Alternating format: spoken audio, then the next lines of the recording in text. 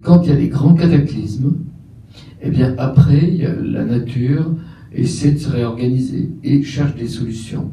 Ben, c'est un petit peu ça. Il y a une cinquantaine d'années, il y a eu un grand cataclysme. C'était dans les années 1970 en Occident.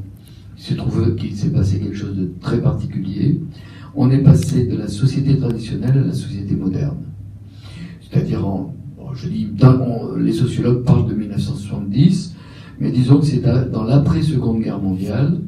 Eh bien, on a abandonné des modes traditionnels, et c'était par exemple la famille étendue, hein, où il y avait encore les choix du conjoint en partie par la famille. Enfin, il fallait vraiment avoir l'accord, on se mettait pas avec n'importe qui. C'était souvent sous le même toit.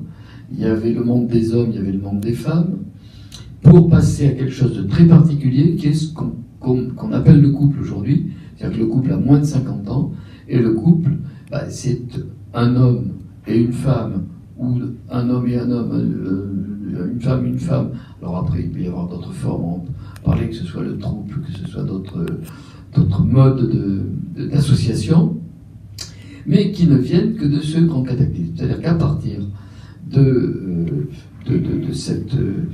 ce bouleversement, c'est la première fois depuis le début de l'humanité qu'on casse cette espèce de système qui est la mainmise des femmes par les hommes, c'est qui caractérise l'humanité.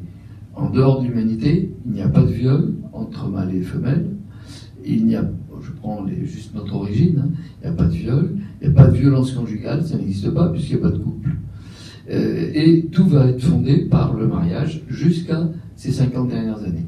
Et maintenant, je dirais que le couple nucléaire, déjà, où deux individus sont en face l'un de l'autre, c'est une grande nouveauté, avec le fait qu'on voit bien que ça ne marche pas très bien, parce qu'on est en train de trouver des formes.